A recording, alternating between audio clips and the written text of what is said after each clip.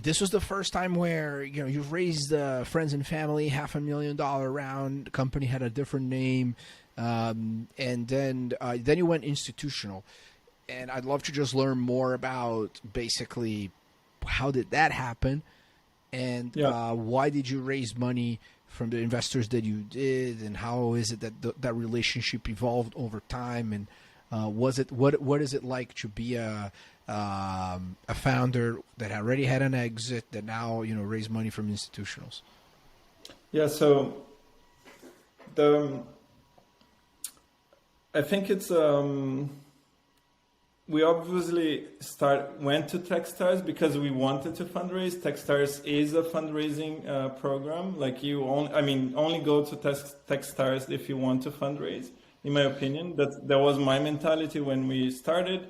I went there to fundraise. I went there to figure out like product market fit, like figure out things, and then I feel like I should have done that earlier. If I have an advice, like going through a program like Techstars, YC, it's so valuable, like for any early founder, like, like all that brute forcing. At the same time, I have to say that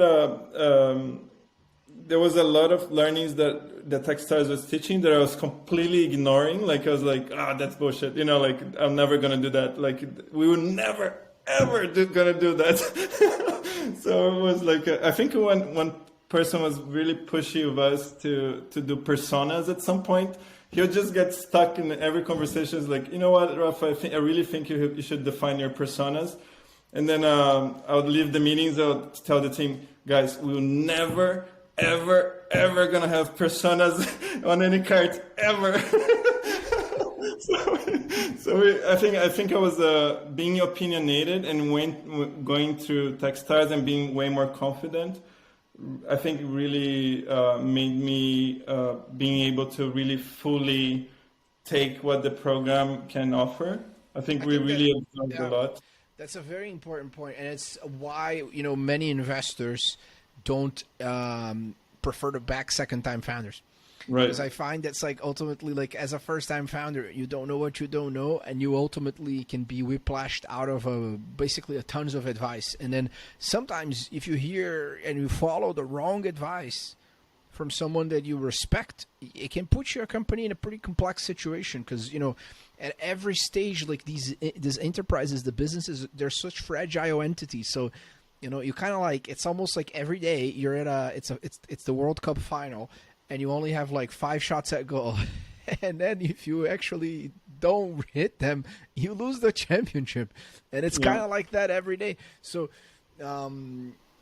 I much rather work with strong opinionated founders than that for the most part I can say, 70% of the time this person will be making good decisions versus people that they can know.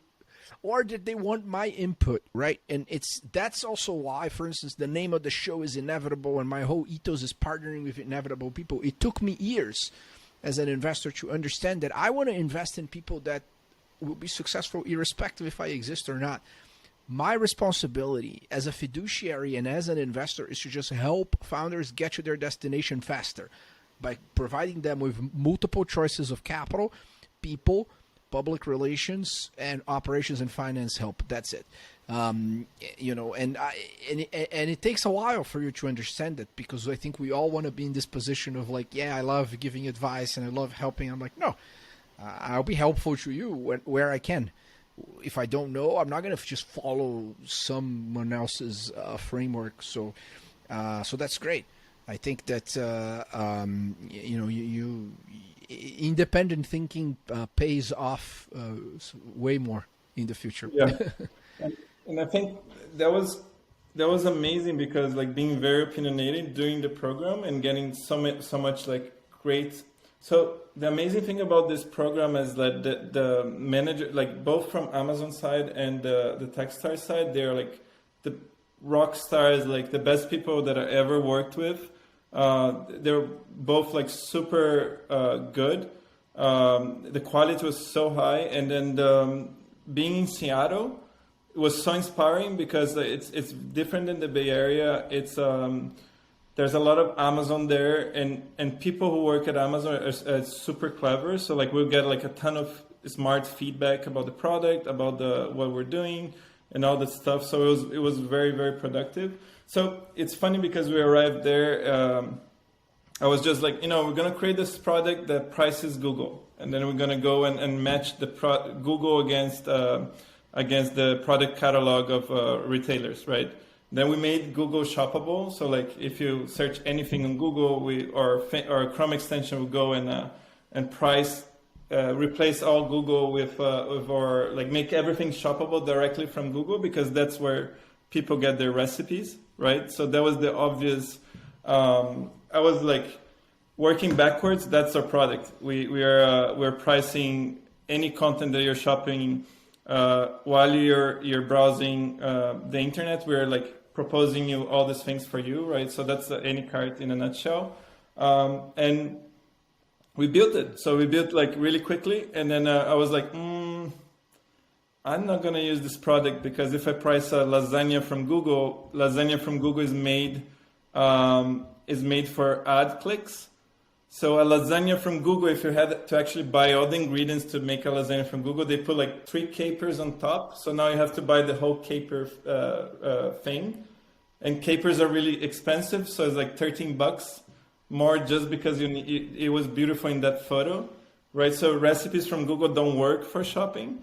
And once I realized that, we realized that was a click, and my co-founder and I, every day we're like, oh man, I wouldn't use their product. This product is not going to work. It's a great product. It's like I think we're going to launch that product at some point. It works wonderfully, but it's not like a product that you can't. It's not like a day-to-day product that you're going to come back every day. We wanted to build like something that people come back every day and it'd be very sticky. So then we once we had that realization, we're like, oh, you know what? You know who has the best platform to create video content step by step in the planet? Like we have the best technology to allow anyone to create a video step by step. So Techstars had this Michelle, who was doing like I don't know what was her title in Techstars, but it was basically like a program, an internship program. She was there helping Techstars, organizing the things. And then we got her and like, Michelle, can you help us create content using video step by step for shopping? And then we're going to create this content from scratch. And then during the program, she was cooking the whole day and creating these videos that you see on AnyCart right now. She works with us full time now. So we created a ton of content like that's made for shopping. And I think that's something that only happens on AnyCart. And then we decided that we wanted to control the entire experience end to end. So when you land on AnyCart, you only see things that are fully in stock, that you're not going to get any problem if you order from AnyCart, and we're going to deliver to your home and tell you notifications and make sure that it's an end-to-end user experience. And I think that's, we decided to fundraise because we thought that for the same market that there is for groceries, for Uber Eats and all these companies, like a $750 billion category. We thought that the same category of eating at home, it's a $750 billion as well. So we thought, look, we're going to build a product that if you want to eat at home, you're going to use AnyCart. And you're going to order through us. We're going to deliver to your home the groceries in 1 hour.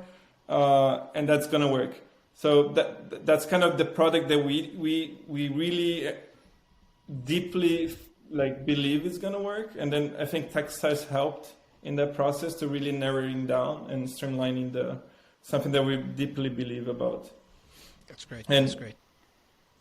And during the program, to respond to your question, we started talking to VCs, and we flew. We were in Seattle. We flew to the Bay Area during the program, in the middle of it, because our managing director, he was just like, Rafa, just go to the Bay Area 1 week, fundraise, and I think you guys are ready. And then we went to the Bay Area, talked to 15 people.